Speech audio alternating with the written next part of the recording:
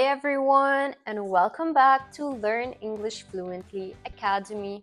Have you ever noticed how some people just sound naturally warm, polite, and friendly in English, even when they're asking for something or disagreeing with you?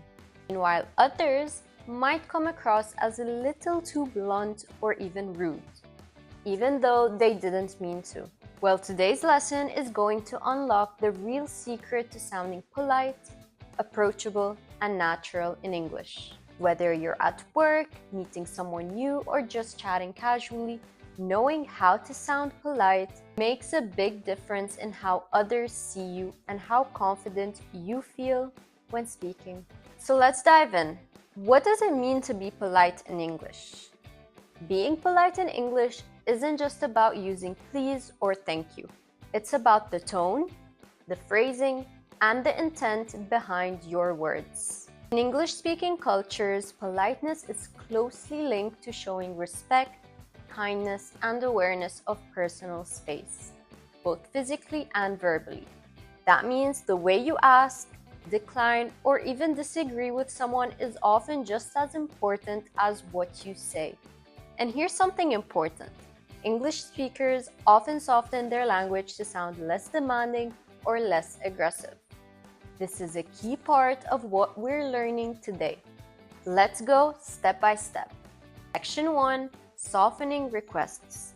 How to ask politely. Let's begin with requests, something we do every day. Think about this. Asking someone to do something in English can be very direct or very soft. The difference often lies in the verbs and phrases we use. For example, saying, "Give me your pen" is grammatically correct, but it sounds too strong. It's not rude exactly, but it feels commanding. And that's not ideal in a friendly conversation. Now let's soften it. "Could I borrow your pen, please?" Or, "Would you mind if I used your pen for a second?" Notice the difference? We're asking the same thing, but we're showing respect, flexibility, and warmth. These softeners like could, would you mind, is it okay if, give the other person a chance to say no without feeling awkward. That's a big part of politeness. And why does it matter? Many English-speaking countries like the UK, US, Canada, and Australia, being too direct can be seen as a bit pushy or demanding. People appreciate when you sound thoughtful and kind, especially with strangers, colleagues, or service staff. So next time you ask someone for help, try using "could you possibly," "would it be okay," "would it be alright," "do you think you could?" Small changes have a big impact. Now moving on to section 2, giving compliments. Now let's talk about compliments. Compliments are a great way to connect with people, boost their confidence, and start conversations. But in English, compliments are usually short, casual, and specific. And they often come with a friendly tone or a smile. For example, "You did a great job on the presentation." Or, "I love your shoes. Where did you get them?" What's important here is not just what you say, but how you say it. English speakers tend to avoid over-the-top compliments. Saying "you are the most amazing person in the universe" might sound fake or exaggerated. So here's a tip. Keep it simple and genuine. One sincere line is often enough. Compliments about effort like work or creativity or style are very common. And how do you respond to a compliment? You might say, "Thanks, that means a lot." Or, "That's really kind of you. I appreciate it." Try not to reject the compliment. Saying things like, "Oh, it's nothing," or "No, I look terrible," might seem modest, but it can feel uncomfortable in English. Accepting praise gracefully is part of polite communication too. Moving on to section 3, saying sorry and thank you. Politeness also shows in English how we apologize and express gratitude. Apologizing. Let's say you accidentally bump into someone. You could say, sorry, oh, I didn't see you. Other phrases could be, pardon me, which sounds formal, polite, or I apologize, often used in business or serious situations. Notice how apologies are not just for big mistakes. In English culture, people say sorry for small things too, like if they speak over someone or if they ask a question in a meeting. On a more cultural note, in countries like the UK and Canada, sorry is used a lot. Even when people aren't truly sorry, they say it as a sign of politeness and social smoothness. For thanking, you could say, likewise, thank you. Moving on to section 4, small talk. Small talk might seem like empty conversation, but it's actually a powerful tool for building trust, friendship, and social comfort. Small talk is usually short, light, and pleasant. It's how people break the ice before deeper conversations. So what are common small talk topics you can start your conversation with? The weather. You could say, lovely day, isn't it? Any weekend plans? Like, are you doing anything fun this weekend?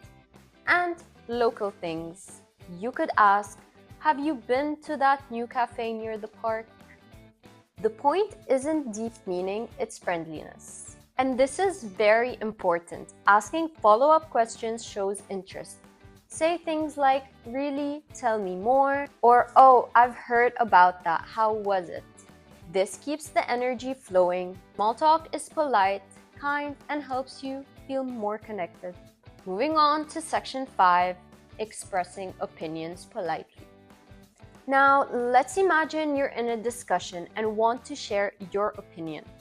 You disagree with someone. How do you do that politely? You want to be honest without being harsh. Start with phrases like, I see what you mean, but, or, that's interesting. However, I have a slightly different take. In my opinion, these are opinion openers. They help the listener feel respected. So let's compare this. No, you're wrong with I think there might be another way to look at it.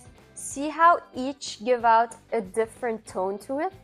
Avoid strong words like never, always, or wrong in polite discussions.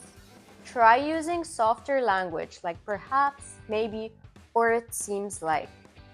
This is especially important at work or in international environments where you want to express yourself but maintain respect.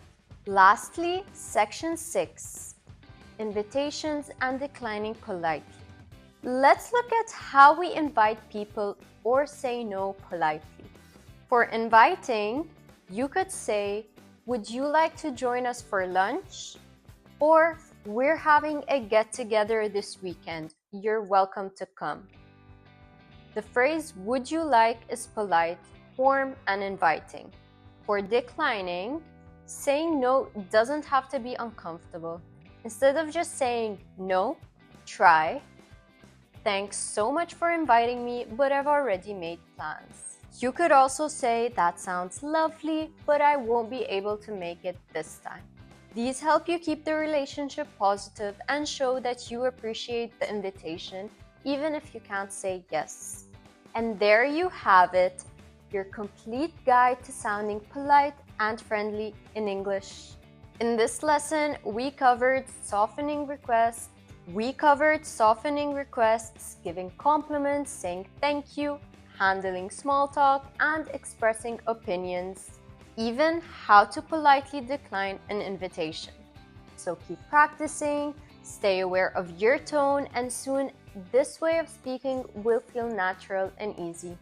If you found this lesson helpful, don't forget to like, subscribe, and check out our other videos on this channel. Thank you so much for watching, and I'll see you in the next lesson. Bye!